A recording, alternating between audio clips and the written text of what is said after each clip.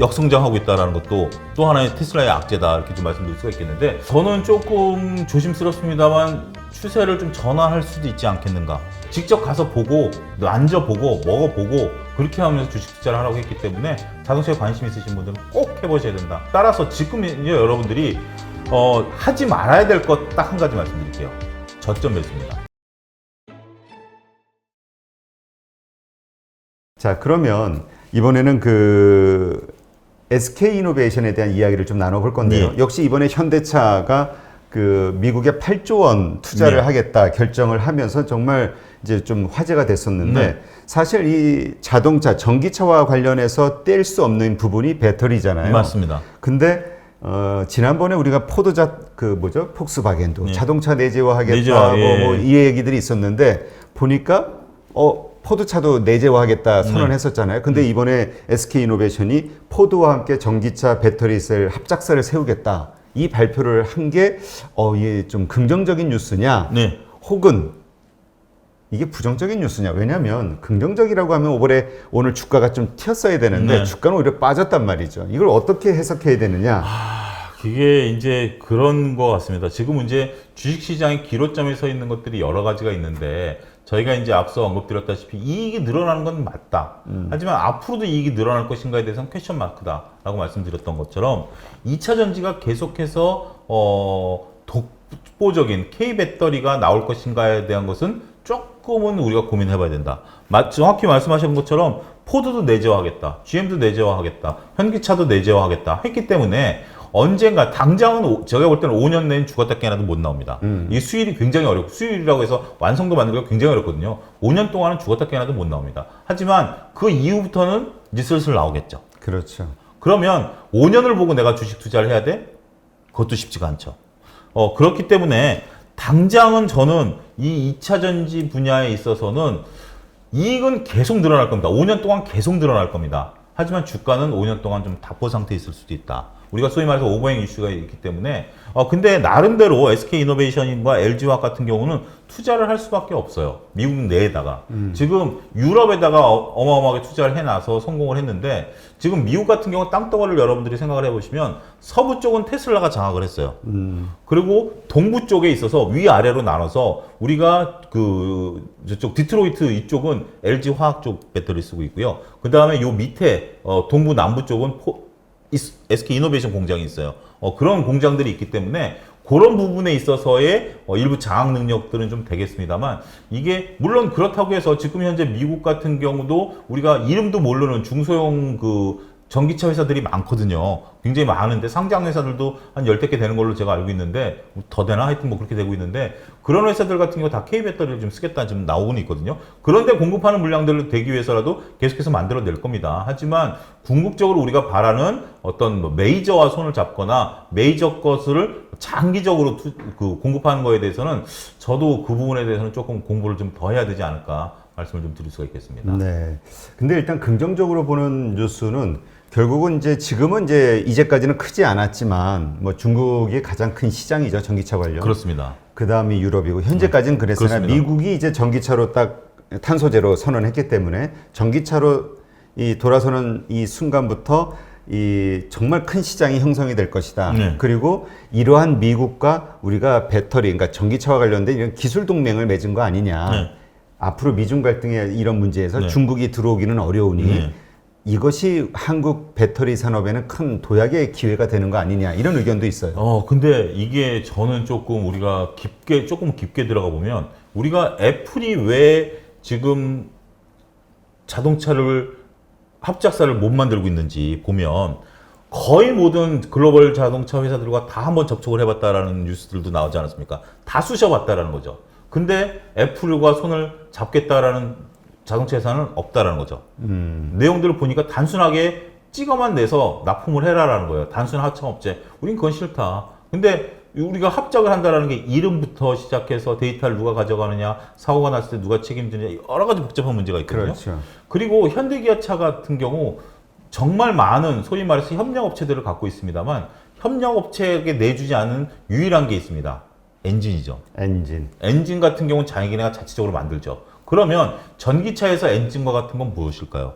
바로 배터리 아니겠습니까? 배터리. 그러면 배터리 같은 경우는 제가 볼 때 쉽게 내줄 수 있는 부분들은 아니다. 지금 당장은 전기차를 만들기 위해서 이렇게 해서 뜯어보고 저렇게도 만들어보고 해야 되는데 배터리를 장악하지 않는 한 모델인 한정될 수밖에 없다. 그런 부분들을 저는 제 생각입니다. 제 논리로 본다라면 결국 배터리 내재화에 대해서는 나서게 된다라면 K 배터리에 있어서의 메이저에 대한 한계는 분명 존재한다. 저는 그렇게 좀 보고 싶습니다. 네. 참 이게 어려운 일이네요. 이게 정말 예. 우리가 뉴스를 단편적으로 받아들일 수가 없는 게 네. 그냥 우리 생각대로라면 좋은 호재가 발생이 됐고 네. 당연히 주가는 반영이 돼야 되는데 오히려 빠지니까 이걸 어떻게 해석을 해야 되나. 이게 그래서 참 어려운 건데 투자가 사실 어제죠. 그 현대차가 그 유럽 시장에서 가파른 성장세를 뭐 했다 이런 호재가 나왔음에도 불구하고 외국인들이 엄청나게 매도를 하면서 많이 빠졌단 말이에요. 네. 하락을 했는데 근데 또 오늘은 다시 외국인들이 매수를 하면서 네. 상승을 했다는 거죠. 이거는 어떻게 해석해야 되나? 그냥 말 그대로 단타에 불과한 것이냐? 아니면 하루 사이에 뭐가 생각이 달라질 만한 일이 있었던 것이냐? 글쎄요. 그거는 탐의 생각은 제가 잘 모르겠습니다. 토킹 어바웃이 안 되기 때문에. 근데 여러분들 이 테크니컬한 면을 말씀드리면 만약에 오늘 지금 만약에 호재성 재료가 나왔다. 그러면 삼성전자가 예를 들어서 정말 뭐 이재용 부회장의 석방, 뭐 이익의 대폭 개선 이런 게 나오면 내일 외국인들이 살까요, 못 살까요? 산다라고 생각하시지만 이미 내일 거는 주문이 들어가 있습니다. 그러니까 이미 주문이 들어가 있기 때문에 만약에 매도 주문을 냈다라면 그걸 밤사이 바꾸는 외국인들은 없어요. 그 말씀은 그 외국인, 그러니까 좀 대형 투자자들은 미리 하루 전에 얼마를 무엇을 살지를 다 결정해서 오더를 준다는 네, 얘기인가요? 다 줍니다. 다 주문 들어가 있고 그것들 가지고 이제 준비를 다 해놓는 거죠. 아침에 주문 내는 거 아닙니다, 여러분. 아침에 우리처럼 막 이렇게 바로 내는 우리처럼 게 지금 아니라 야 밤에 뉴스 보고 증권사 전화해서 야 김 부장 이거 팔아 사 이렇게 하는 게 아니라 이미 지금 주문 들어가 있어요. 주문이 들어가 있기 때문에 그리고 추세적으로 들어가 있어요. 야 일주일 동안 삼성전자 10만 주만 사. 뭐 이런 식으로 들어가 있기 때문에 이런 부분들에 있을 수도 있다. 요거는 제 추측이고요. 그다음에 자동차주들에 대해서는 지금 단기적으로 움직일 때는 판매량에 의해서 움직입니다. 잘 팔리면 주가가 올라가는 건 당연한 수순이기 때문에 저는 그런 테크니컬한 부분들 때문에 오늘 좀 매수가 강하게 들어오지 않았는가 좀 그렇게 보고 싶고요. 어찌됐든 자동차주들 지금 우리나라 자동차 정말 잘 팔리고 있다라는 거죠. 국내에서도 지금 뭐 가장 큰 자동차가 이익이 가장 많이 나는데 제네시스 시리즈 같은 경우는 지금 뭐 서너 달 기다리는 것은 뭐 하는 거고요. 자동차의 재화가 갖고 있는 특성 중에 하나가 그거 아니겠습니까? 여러분들 마음에 드는 자동차를 6개월 기다려라 하면 기다리시겠습니까? 안 기다리시겠어요? 당연히 기다리죠. 기다리죠. 당연히 기다려. 뭐 옆에 와가지고 예를 들어서 제네시스 사시려는 분한테 기아 자동차 영업사원에서 우리가 K9 500만 원 싸게 해드릴 테니까 사세요. 그러면 사시는 분 거의 없을 거예요. 차라리 500만 원 더 주더라도 제네시스를 기다리지. 그런 거기 때문에 지금 기다리면서 자동차를 사고 있다? 이건 단기적으로 호재성 재료다. 저는 그렇게 보고 싶습니다. 네. 근데 또 일각에서 네. 이런 의견을 가지신 분도 있어요. 뭐냐면, 그러니까 지금의 자동차 실적, 네. 그리고 자동차가 내연기관차가 잘 팔리고 하는 거는 큰 의미가 없다. 네. 결국은 이제 전기차 시장, 미래지향적인 이 전기차 시장에서 얼마나 강한 경쟁력과 비전을 갖고 있느냐, 네. 그리고 비전에 맞는 액션들을 취하고 있느냐, 네. 이게 중요한데, 예. 지금 테슬라 같은 경우는 그냥 전기차만 하고 있잖아요. 예. 그 다음에 폭스바겐 세계 1위의 어떤 전기차 생산 업체가 되기 위한 어떤 비전을 예. 제시하고 내연 기관에 대한 차량 판매를 줄여나가는 계획 제로로 만들고 전기차로 가겠다 뭐 이런 의견을 가지고 있다. 뭐 이런 걸 발표했다. 이런 얘기가 있는데 현대차의 그만큼의 어떤 혁신에 대한 네. 그 비전이 안 보인다. 네. 이것도 그냥 대충 팔면서 전기차 이렇게 조금씩 네. 좀 넓혀 나가겠다라는 의지를 가지고 있는 이 정도 가지고 과연 전기차 시장에서 계획처럼 미국의 2위 업체가 될 수 있겠느냐? 저는 조금 긍정적으로 보고 싶습니다. 그러니까 우리가 현대기아차 우리 자국 기업이라고 해서 그렇게 볼 게 아니라 지금 현재 테슬라를 눌렀죠. 아이오닉이. 그렇죠. 아이오닉이 테슬라를 눌렀고 이번에 전기차 전용 모델을 이제부터 내놓기 시작한 거예요. 아이오닉이라든지 EV6라든지 현대기아차가 이런 걸 내놓은 이제부터 시작이다라는 거예요. 지금 우리가 이 주식 시장은 이렇게 보셔야 돼요. 미래를 바라보는 면도 있지만 당장 배는 불러야 돼요.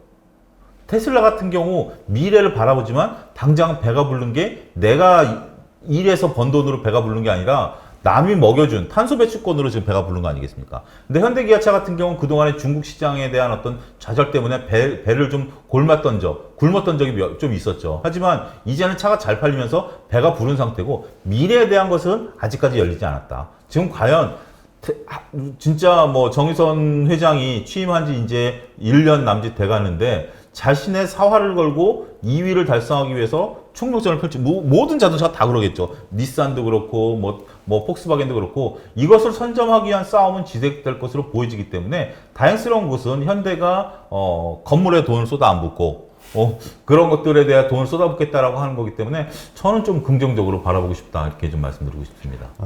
근데 이제 조금 더 예. 다른 의견을 좀 말씀드리면 우리가 이제 아이오닉이 테슬라에 충분히 경쟁력을 갖추고 있다 이렇게 판단하고 있는데 이거는 한국 국내 언론사들의 언론 플레이 아니냐라는 의견을 가진 분도 있어요. 근데 객관적으로는 테슬라의 차에 비해서 좀 떨어진다 아이오닉이.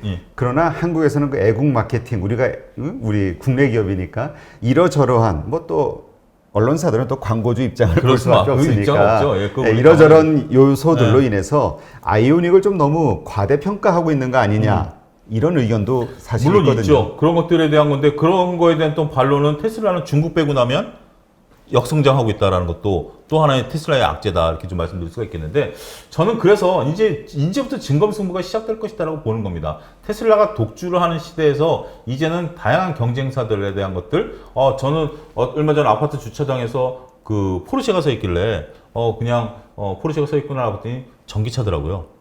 그래 포르쉐가 전기차가 네, 포르쉐 전기차입니다. 그러니까 우리가 번호판 보면 알 수 있지 않습니까? 포르쉐 전기차가 그런 것처럼 이렇게 그 다양한 이제 모델들이 이제 나올 거니까 저는 아직까지는 승부는 끝나지 않았다. 이제부터 시작이기 때문에 또 일부에 대해서는 또 그런 의견도 있었어요. 수소 자동 승용차는 이게 물리적으로 만들 수 없다라는 좀 부정적인 기사가 유럽에서 나왔습니다. 하지만 트럭은 가능하다. 이것에 대한 것들도 나왔기 때문에 글쎄요 현대기아차 모든 걸 다 아우를 것으로 보여지기 때문에 좀 지켜봐야 된다 말씀드릴 수가 있겠습니다. 네, 그렇군요. 하여튼 이 시장에는 워낙 다양한 의견들이 있기 때문에 그렇습니다. 우리가 하여튼 다양한 의견들에 대한 그 점검을 좀 해볼 필요가 있을 것 같아요. 맞습니다. 그래서 이런 이야기 하시는 분이 있어요. 이제 우리가 지금 말씀 나눈 아이오닉이 괜찮으냐, 테슬라가 괜찮으냐, 테슬라에 투자할 것이냐, 현대차에 투자할 것이냐 이렇게 얘기하지 말고 가서 직접 테슬라 차를 타보고 그렇죠. 현대차 아이오닉을 타보고 직접 그 승차감 이러저러한 것들을 직접 느껴봐라. 그리고 나면은 아마 분명하게 결론이 내려질 것이다. 기아차가 제 기억으로 우리가 한 15년 전인가요? 주가가 처음으로 드라마틱하게 움직였을 때가 K5 처음 나왔을 때 정말 그때 기아차 달라졌다는 얘기 이구동성을 했었죠. K5 처음 나왔을 때 야 이거 기아차야? 할 정도로 그러고 나서 주가가 진짜 어마어마하게 올랐거든요. 정확히 지적하셨습니다. 네, 지금 테슬라 같은 경우 경험할 수 있는 여러분들 그 루트들이 다양하게 있으니까요. 그런 것들을 이용해 보시는 것도 직접 우리가 그렇잖아요. 그 워렌 버핏이 피터 린치가 얘기한 것처럼 직접 가서 보고 만져보고 먹어보고 그렇게 하면서 주식 투자를 하라고 했기 때문에 자동차에 관심 있으신 분들은 꼭 해보셔야 된다 말씀드릴 수 있겠습니다. 네, 이거는 사실 우리가 이 현대차 테슬라 이런 것만이 아니라 모든 주식에 투자할 때 맞습니다. 기본적으로 우리가 소비재건 뭐건 그러면 그 회사 내가 투자하고자 하는 회사의 어떤 제품을 이용해 보거나 아니면 서비스를 사용해 보거나 이용해 보거나 이런 것들이 좀 필요하지 않을까 싶어요. 좀 부지런해지셔야지. 장기 투자하는 분들에게 맞습니다. 자 이제 그 미국 지난밤에 좀 많이 올랐어요. 오늘 장은 어떨지 모르겠습니다만은 하여튼 반등하면서 기술주들이 많이 올랐는데 오늘 한국에서도 네이버 카카오가 좀 올랐단 말이죠. 이것이 이제 추세 전환이냐 혹은 일시적 반등으로 봐야 되느냐 의견이 좀 나뉘거든요. 그렇습니다. 저는 조금 조심스럽습니다만 추세를 좀 전환할 수도 있지 않겠는가 그렇게 좀 보고 싶습니다. 물론 이제 지켜봐야죠. 제가 맞고 틀리고는 이제 판가름이 날 겁니다. 올라냐 떨어지냐로 명확히 판가름이 날 텐데 지금 네이버 카카오가 올라가는 모습이 오늘 같은 경우도 그동안에 네이버 카카오가 많이 쉬었죠. 그리고 네이버 카카오에 대해서는 저는 그렇게 긍정적으로 보지는 않았었던 사람입니다. 왜냐하면 워낙 많은 내용들이 알려져 있고 IPO 한다, 이익 내고 있다, 뭐 이런 것들 자회사 실적이 좋다 모르시는 분들이 없기 때문에 투자하실 분들은 다 투자했다라고 보는 거죠. 하지만 오늘 이 장세에서 네이버 카카오가 이렇게 견조한 흐름을 보여주고 꿋꿋하게 양봉을 세웠다라고 본다라면 조금 심리적으로 이제는 성장주에 대해서도 관심을 다시 한번 갖는 그런 계기가 되지 않겠는가 조심스럽게 좀 말씀을 좀 드리고 싶습니다. 네. 일단 실적 관련해서는 국내 기업들의 그 실적이 정말 역대급으로 좀 올라가고 있다. 네. 이런 뭐 리포트도 나와 있고요. 네. 자료들이. 그러니까 일단 거기에 맞춰서 주가들도 이제 좀 올라와 주기를 바라고 있는데 뭐 시장은 어쨌든 지지부진하니까요. 이게 과연 주가를 움직일 만큼 우리가 기대하는 것처럼 네. 그런 어떤 역대급 성장인 것인지 혹은 코로나로 인한 기저효과에 불과한 것인지 이거는 어떻게 보세요? 이것도 앞서 저희가 CLS 증권사와 JP모건 증권사의 논쟁에서 했었던 거의 연장선이라고 보는데요. 증권사마다 또 입장이 바뀌고 있습니다. 또 예를 들어드리면 그거죠. 공부를 여태껏 성적이 안 좋을 거 맨날 놀던 아들이 아빠 나 공부 좀 할게요. 그래서 그래? 학원도 끊어주세요. 용돈 좀 더 올려주세요. 그래? 네가 하겠다니까 내가 해줄게. 이렇게 줬단 말이에요. 그렇죠. 그러니까 지금은 이제 성적표를 갖고 와야 될 시기예요. 그런데 보니까 성적이 좋아요. 정말 공부 잘했다. 칭찬해주고 나서 아빠 여기서 성적을 더 올릴 건데 용돈을 2배로 올려주세요. 얘가 30등 하던 애가 5등까지 올라왔는데 네가 기껏 올라가면 2, 3등 올라갈 수 있을까? 이제 고민에 빠지는 거죠. 여기서 용돈을 내가 배팅해야 돼 말아야 돼 라는 건데 지금 투자자들의 고민은 저는 거기 있다라고 보는 겁니다. 지금까지는 우리가 코로나로 인해서 진짜 세상 다 망할 것처럼 보였습니다만 지금 다양한 분야에 있어서 모든 분야에서 실적이 좋아요. 근데 실적들이 좋음에도 불구하고 이제 틈새가 벌어지는 종목들이 업종들이 나오기 시작했어요. 음식료 업종 같은 경우 코로나19로 인해서 엄청나게 수혜를 보지 않았습니까? 근데 지금은 원자재 가격이 오르다 보니까 역성장을 하기 시작했어요. 그리고 물류 비용이 올라가다 보니까 지금 해운주들이 올라가는 게 그만큼 운임비가 올라가니까 기업 입장에서 보면 비용이 증가하지 않았습니까? 그러면 비용이 증가하면 이익의 감소죠. 그런 관점에서 본다라면 역성장을 시작하는 업종들이 나타나기 시작했기 때문에 지금은 조금 이런 것들이 피크아웃이 아니겠는가. 1분기가 가장 높은 피크다라고 생각하는 증권사들이 나타나기 시작했고 이게 바로 CLS 증권사를 필두로 한 일부 국내 증권사들의 동조 현상이고요. 그렇지 않고 아니야 아직까지는 그래도 이게 지금처럼 어마어마하게 올라가지는 않는다 하더라도 그래도 성장 가능성은 있다. 라고 보는 게 이제 그런 겁니다. 우리가 이제 피크아웃 얘기를 할 때 또 우리가 거론해야 될 게 뭐냐면 지금 1분기 실적이 3자리가 늘었어요. 네. 그러니까 123%인가 제가 정확한 숫자는 좀 기억이 안 납니다. 하여튼 3자리가 늘었어요. 이 3자리가 늘어난 게 2000년 이후에 딱 2번밖에 없었습니다. 2000년 하고요. 그 다음에 2010년 하고요. 2017년. 그때 정점을 찍었어요, 주가가. 그러니까 결국 3자리가 올라갔을 때 주가가 정점을 찍었기 때문에 지금 이게 고점일 가능성이 높다라는 분들은 과거 사례를 보고 그 논리를 따르는 거고요. 하지만 나름대로 JP모건을 필두로 해서 몇몇 증권사 같은 경우는 그래도 우리가 지금 이제 경제가 우리나라가 4%, 중국도 한 8%, 미국도 한 6%, 야 이렇게 코끼리가 뛰기 시작했는데 아직까지는 먹을 게 좀 더 있지 않겠어? 이런 정도의 관점에서 보기 때문에 저는 좀 후자일 가능성이 높지 않겠는가. 좀 그렇게 보고 싶습니다. 네. 하여튼 뭐 우리 주식 투자하시는 분들의 입장에서는 우리 소장님 말씀하신 것 같은 그런 기대감을 다 갖고 싶죠. 기대감이. 그렇죠. 예. 그래야 이제 또 우리 주가가 좀 오를 거라고 보는데 하여튼 이 부분은 계속 좀 지켜봐야겠네요. 우리가 이제까지는 전부 실적이 좋아질 겁니다. 이러면서 주가가 상승하는 맞습니다. 어떤 이유가 됐었는데 과연 6월서부터도 계속 실적은 더 좋아질 겁니다라는 말이 나올 것인지 이게 이제 중요한 포인트가 되겠네요. 그렇습니다. 중요한 분기점이 아마 6월, 그러니까 2분기 실적이 나오니까 7월 달 정도 되면 6월 말 7월쯤 되면 분위기가 확 바뀔지 아니면 분위기가 이어질지 기로점에 서 있다. 1분기까지야 어쨌든 뭐 묻어왔으니까요. 하지만 2분기부터는 물론 기저효과는 있어서 전년 동기 대비해서는 당연히 늘어날 겁니다만 전분기 대비해서 추세가 이어질지에 대해서는 우리가 QOQ 기준으로도 살펴봐야 된다고 말씀드릴 수 있겠습니다. 네. 자, 일단 외국인들은 정말 매일매일 오늘 그나마 좀 1000억대 다행스러운데 뭐 2조대 뭐 계속 팔기도 하고 했으니까 참 그 어마어마한 물량을 우리 개인들이 받았다는 것 자체가 정말 기적 같은 일 같기도 하고요. 하여튼 이렇게 매도를 하면서 국내 증시가 점점 지지부진한데 역으로 생각해 보면 외국인이 만약 팔지만 않았어도 그렇죠. 또 기관이 팔지만 않았어도 예. 한국 증시는 얼만큼 올랐을까 또 이런 맞습니다. 생각도 들어요. 공매도만 안 했었으면. 예. 예, 지나놓고 보니까. 예.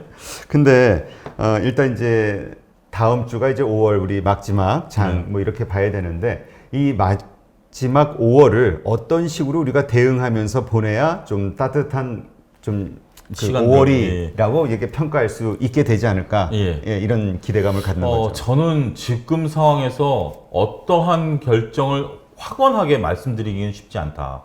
서두에 말씀드렸던 것처럼 기술적으로 지금 갇혀 있다. 그래서 기술적으로 위로 뚫어줄지 만약에 3100선과 940선이 깨지면 120일 이동평균선이 무너지게 됩니다. 60일 이동평균선과 주요 이동평균 이걸 깨지 않았었던 선이기 때문에 깬다라면 그러면 공매도 입장에서 본다라면 이럴 때 공매도를 쳐버리거든요. 네. 심리적으로 위축이 확 될 때 공매도를 딱 쳐버리면 앞서 언급드렸던 신용의 반대 물리에 나오죠. 거기에 공매도 또 때리죠. 이렇게 축축축축 밀어버릴 수가 있는 거. 그럼 밑에서 하다가 그냥 확 잃어버릴 수가 있기 때문에 지금은 기로점에 서 있다 저는 좀 감히 말씀드리고 싶고요. 따라서 지금 이제 여러분들이 하지 말아야 될 것 딱 한 가지 말씀드릴게요. 저점 매수입니다. 우리가 지금 가격이 빠졌을 때 예. 저점 좋은 기회다, 낮은 가격에 네. 살 기회다 이거를 하지 말라. 아직은 아닙니다. 왜냐하면 우리가 여러분들 차트를 공부하시는 뭐 기본적 분석도 공부하셔야 되지만 차트도 공부해야 될 게 우리가 저점 매수는 상승 추세에서 하도록 되어 있습니다. 이거는 ABC입니다. 그런데 2020년에는 상승 추세였어요. 지수가 계속해서 3200선까지 올라오지 않았습니까? 따라서 빠지면 사고 빠지면 사고 빠지면 사고가 맞았어요. 그런 것들이 다 나중에 기다리다 보니까 올라오더라. 야, 주식 뭐 있어? 기다리다 보니까 올라오더라. 이게 됐어요. 근데 2021년서부터 여러분들이 저점 매수해서 물타기를 했는데 이익이 나나요? 지금 추세는 단기 추세는 역배열입니다. 역배열이면 어떻게 된다? 고점 매도입니다. 추세선을 위에다 그리니까 상승 추세는 밑에다 그리기 때문에 밑에 추세선과 봉이 이동평균선이 만나는 것을 되면 저점 매수가 맞지만 지금은 봉의 위에다가 그리기 때문에 봉과 추세선이 부딪히면 매도예요. 지금 해서 그 현금 비중을 높이셔야 되는 시기이지 지금 저점 매수는 여러분들이 차트 공부를 잘못하신 거예요. 그렇기 때문에 지금은 아직은 모릅니다. 이게 다시 지금은 추세선은 단기 추세선은 하락 추세인데 이게 다시 상승으로 전환될지 하락으로 전환될지 모르는 거기 때문에 이거는 어느 누구도 장담을 못하죠. 그렇다면 지금은 현금을 꽉 쥐고 계셔야 된다는 거죠. 하다못해 매도는 못할지언정 내가 고점 매도는 못할지언정 현금은 꽉 쥐고 계셔야지 지금 내가 좀 빠지면 산다? 이거는 저는 아니다. 좀 제가 여태껏 주식을 하면서 했던 경험으로 봤을 때는 이건 아니다. 그 점도 꼭 당부드리고 싶습니다. 네. 그 이창훈 단장님이라고 국무원연금 네, CIO 하셨던 그분이 그 말씀을 해주시더라고요. 네. 기관 같은 경우 자금이 풍부한 경우는 네. 그냥 저점에서 탁탁탁 치면서 받으면서 그냥 밑까지 계속 네, 받으면서 그렇죠. 가면 되는데 자신이 이제 개인 투자자가 돼 보니까 네. 바닥 확인을 한 후에 예. 상승하는 시점, 예. 반등하는 그 시점이 매수의 기회인 것 같다. 그러니까 기관 투자자와 개인 투자자의 어떤 매수 매도의 기준이 네. 조금 좀 달라지는 것 같다 이런 얘기 하시더라고요. 그거를 제가 마지막으로 우리 증시 격언으로 풀이해 드릴게요. 증시 격언에 바닥에서 사지 말고 무릎에서 사라는 거 있지 않습니까? 그 증시 격언을 여러분들 다 아실 거예요. 바닥에서 사지 말고 무릎에서 사라. 근데 많은 분들이 어떻게 생각하시냐면 허리에서 무릎으로 내려가면 이 정도 무릎이겠지라고 사세요. 근데 그건 잘못된 거예요. 그러고 났더니 바닥이 쫙 밑에 있어. 그럼 어떻게 되죠? 기형이 되는 거죠. 무릎이 있다는 것은 발이 있어야 무릎이 있는 겁니다. 그러니까 그분 말씀이 정확하신 거예요. 내가 바닥을 딱 짚고 이게 발이다라는 게 확인되고 올라오면 이 정도가 무릎이구나. 확인이 됐구나. 라고 사는 거예요. 그러니까 여러분들이 증시 격언도 정확한 해석이 필요하다. 덧붙여서 말씀드리겠습니다. 네. 우리 주린이 분들을 위해서 조금 이 부분을 좀 자세하게 얘기해 주면 예를 들어서 이런 거죠. 예. 오늘 예를 들어서 보니까 뭐 10,000원으로 떨어졌어요. 네. 예를 들어서 뭐 어떤 주식이 10,000원? 이 싼 거네. 그러니까 그렇죠. 한 5% 빠져서 10,000원이 됐어. 이게 아니라 내일도 보니까 이 10,000원 떨어진 지점에서 그냥 뭐 크게 위아래로 진폭이 없으면서 이걸 버텨주네. 그 다음 날도 요 정도 버텨주네. 그러니까 요 과정이 여러 날 지속이 되면 여기가 바닥인가 보다. 그렇죠. 이게 확인이 됐을 때 이 가격에 들어간다는 거죠. 맞습니다. 안 그러면 여기서 첫날 딱 5% 만 원 만 원이네 싸다고 해서 딱 샀는데 다음날 또 5% 빠져버리면 그렇죠. 이게 또 애매한 거니까. 그 여러분들이 지금 이 말 100% 공감하실 거예요. 지금 100% 공감하실 거예요. 야, 내가 샀는 거보다 한 20% 빠졌네? 싸다. 내가 산 거보다 20%인데 사자. 그거는 무논리예요. 여러분들이 얼마에 샀는지 저는 모르잖아요. 시장이 알까요? 모르잖아요. 그런 것처럼 시장을 객관적으로 볼 수 있도록 노력하시는 것도 중요하다 말씀드릴 수 있겠습니다. 네. 하여튼 작년과는 좀 다른 장이죠. 그렇죠. 어렵고 예. 그다음에 수익을 내기가 쉽지 않은 장이고요. 이럴 때는 어떻게 돈을 벌 수 있을까 고민하는 것도 중요하지만 어떻게 잃지 않을까 이렇게 좀 리스크 관리를 좀 하시는 것도 필요한 시점이 아닌가 싶습니다. 네, 이렇게 해서 5월 21일 라이브 방송을 여기까지 하도록 하겠습니다. 이제까지 함께 해주신 차용주 소장님께 감사드리고요. 다음 주 뵙도록 하겠습니다. 네, 수고하셨습니다. 고맙습니다.